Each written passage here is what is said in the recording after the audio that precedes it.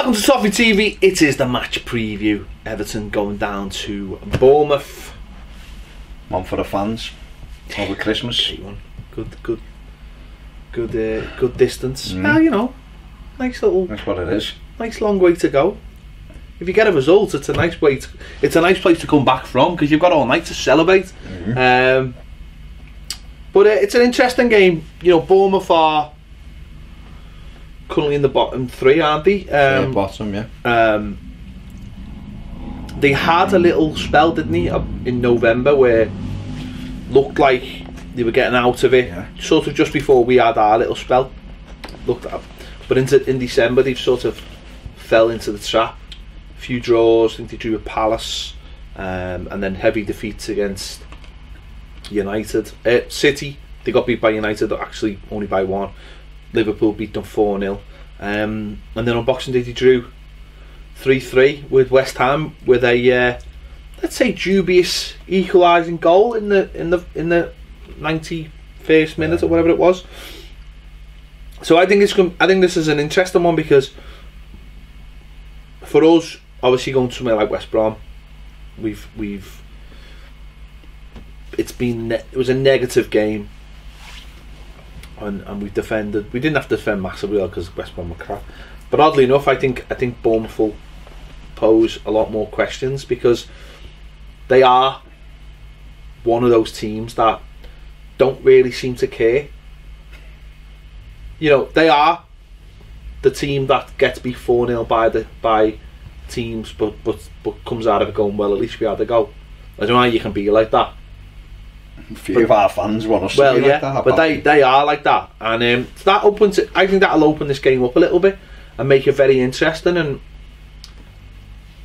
I hope it doesn't make it so that we go down there and go, oh, we're gonna have to defend. But I suppose most of it will have to do with who we've got available to play in this game. Yeah, these are open. They never change the way they play. The English Roberto Martinez, Yeah. Eddie, is that he'll just play the same way all the time, no matter what. And that, to his credit, he's got them into the Premier League and he's kept them there. This will be a big ask for them keeping them up this season because they do look soft-centred. They just lost Jermaine Defoe for 12 weeks with a broken foot. Yeah. So, you know, I know he's only, I think somebody scored 3 or 4 goals from, but he's always a threat, isn't he? But they are a nice team to watch. They play expansive football, but they do leave big gaps at the back. So it'll be interesting to see how we approach it. We know what they're going to do. They're not going to change. So it's what we do. Do we go and play 5 at the back there, or do we mix it up a little bit? But like you say, it's all about who's available. I mean, we're hoping Wayne Rooney will be back because he's a big player for us. Obviously Garner won't be. So it'll be how we line up really. Does he just come in alongside Sigurdsson and Schneiderlin in midfield for Tom Davies? Balassi stays there, does he, you know, or do we mix it? Do we take a defender out and go with Aaron Lennon wide, you know, and try and do it that way? Lennon wide one side, Balassi the other, Calvert-Lewin. And I think if we do that, I think we can comfortably beat them, but we will have to defend well because these are a team that do score goals. And also you got to throw into the mix that 48 hours later we've got, you know, Man United at home, which is going to stretch the squad even more. It is, but I suppose what do you look at is 2 games in that short turnaround. Which one are we more likely to win? Now, anyone who knows me knows that I expect us to win every game we play. But we're more likely to beat Bournemouth away than we are Manchester United at home. So and that's what's in front of us. That's the first game. So we have to play that to win that. Yeah, but what I mean is that we're going to have to mix the teams up, aren't we? I mean, defensively we've got a couple of centre-back partnerships we can choose from, but then it's higher up the pitch, isn't it? You know, if Garner's still out for both games, which he probably will be, then you're missing him in midfield. You know, does that mean the introduction of maybe a Vlasic or you know, a Klassen on the bench or a Luckman or whatever? Do you know what I mean? You know, we'll you know, Balassi is up for playing I don't know whether he could start this game, play an hour and play maybe half an hour against Man United, help him get through it. It'll just be interesting to see what the makeup of the team is, because you know, we're still suffering from, you know, the same problem. We're not going to have Baines back, so a lot of key areas. Just as you just said, we hope Rooney's back, because I think everyone just gets a lift when Rooney plays. I think they really do. I think he just lifts everybody. And it's goals, isn't it? The 2 games he's not played for us, we haven't scored him. Whether that be him, he's got 10 goals, 11 goals in all competitions, got 10 league goals. If he plays, and you're confident if he gets a chance, he'll take it. But he's a big player for us. We just see him. He seems to knit everything together for us, so we just see him much better with him in the side. And I just think people worry about him, which means other players get that little bit extra space and then they can exploit. So, you know, like I said, we've missed them for the 2-way game, for Chelsea, and for West Brom, and we didn't score. So I think Sigurdsson plays better when Rooney plays as well, because he has someone in the midfield who's sort of on his level, who'll move for him, who'll get into space for him, and he knows you'll get it back from him as well. I think that makes a big difference. Who we play up front will be interesting as well, because obviously I think we've seen the signs that Dominic Calvert-Lewin probably needs a rest now. So would he go with Nias, or would he go with Sandro? Obviously brought Sandro on against Chelsea for the second half and then brings Nias on, and obviously against West Brom he basically said, I don't know, well, he worded it in a way that he thought Nias had his limitations but could do a job. But I think that's a fair comment, because he has got his limitations, but as we saw against West Brom, he almost won us the game. That's what he does. He's not, his touch isn't great, his hold up play isn't great, but what he is a goal scorer. Whether, you know, and there's always room in any squad for a goal scorer. He will get you goals. If he smashes that one under Ben Foster, Everton win the game. We go away with the 3 points, and he'll have come off the bench and got the winner. Yeah. And you know, that's what he does, Umanias. He's not brilliant, but he gets you goals. And like I've said to you before, and I've said it on here, even if we had 2 world-class centre forwards, I'd still have Umanias in my squad as well, because that is so important, to have someone who's a nuisance, who just gets on the end of things and can put it in the net for you. Sandro might be a better footballer than him, his touch might be better, but I know at back I get me a goal at the moment, and it's Nias, you know what I mean. And no, I think it's really important that we go into this game and we're really positive, and we try and win the game, as you know, ourselves by force on the issue, because you know we go into the new year and we have the fixture list starts to look a little bit tougher. You know, the likes of obviously Man United on New Year's Day, then Liverpool in the FA Cup. You've got the likes of Tottenham coming up at Wembley. Games like that, which are not going to be as easy. You want to keep the run going but you want to be picking up, you know, you want to be picking up 3 points as well. So that if there are a couple of defeats here and there, that you don't really move too much, and you don't go too far from where you are. So it'd be nice to go there, force the issue. I think the thing with Bournemouth is, I think what they lack in quality, I think they make up for in having a bit of spirit about them. Now you look at a team like Swansea and you look at a team like Bournemouth. I know there's only a couple of places between them, but obviously I know which one I feel like will get out of it more. You know, Swansea just look dead and buried, because whereas you look at Bournemouth and you think there's a belief in how they play, rightly or wrongly. You know, where they get beat 4-0, as we mentioned, you know, that if they feel like they can play that way against another team and beat them on the day, and that's a little bit naive, but you know, that's what makes it tough. I think going to a place like Bournemouth, I think if you go there and you have a go at them, I think you're more likely to get the win. Whereas I think if you try and defend for your life against them, I think they'll beat you, because you're playing in. I'm not saying they're a good side, but I think that plays more into their hands than it does if you force the issue, because I just don't think they're good enough. But the attacking wise, with that plays, you know, with the attacking players they've got, I think they can hurt you. But if you don't allow them to hurt you, that's their biggest strength for me, attacking. defending, they're woeful, absolutely woeful. Well, they've got players like Josh King, Callum Wilson, Jordan Ibe. On his day, can be, because he's quick, can cause you problems. Harry Arter. We've got players who Stanislaus, who always seem to do well against us, but no one else. So offensively, they're very good, and that might play into the way we're playing, because we're strong defensively at the moment. They are terrible at the back. They're horrendous. They're horrendous off corners and set pieces. Yeah. The goalkeeper's all over the place. The back line, Nathan Ache's garbage, or is playing garbage at the moment. So they're all over the place, and if West Ham can score 3 goals there, that tells you how poor they are. If West Ham are shocking. So, well, they are. Let's be honest. But you've got to attack. Liverpool went there and went for it and got 4 and probably could have had 8. We've got to go there and have our better players on the pitch and go at them. And set pieces will be key with Sigurdsson and stuff like that. But we've got to go and stretch them. We've got players who can stretch them, but you've got to play that way. And it's people are too quick to just go, it's Sam Allardyce and his tactics. It's our players. Sam Allardyce isn't playing the game. We might have our shape right and where to go when we're defending. There's nothing wrong with that. There's nothing wrong with being defensively sound. Yeah. When you've got possession of a football, it's not Sam Allardyce in your head. It's you.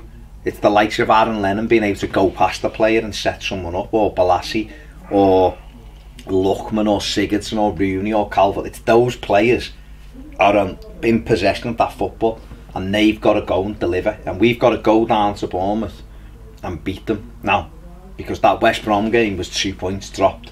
As far as I'm concerned, it's an extra point and we move on and we got 27 points and it's great and all that, but that's 2 points dropped for me, and so we have to go to Bournemouth and get back on track in my eyes, and we do that by beating them, by getting ahead. If we get in front against them, you know, this is a team that's won 4 games. I think what we've got to start doing is we've got to start controlling games, and the only way you control games is by keeping the ball. And that's been my biggest bugbear. And it's nothing to do with Sam Allardyce. It's to do with the whole season. Is we do not control games. It'd be lovely to, wouldn't be lovely, but at least if you walk out to games and go, oh, how did we get beat there? We controlled the ball or whatever. I just love us to keep the ball. We're team. I don't want to.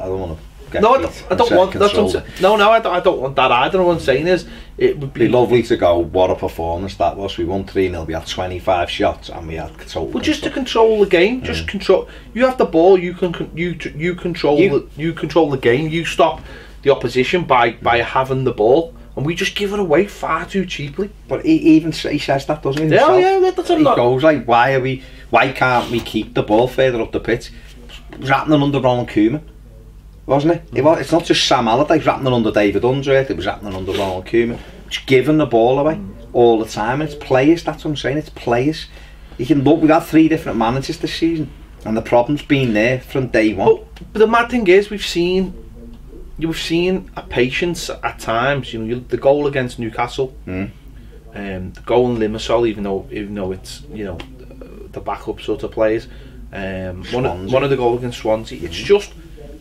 It's controlling the ball. It's controlling it to control the game, and then when it needs to go to the areas to hurt people, then you do it, and that's what most good teams do.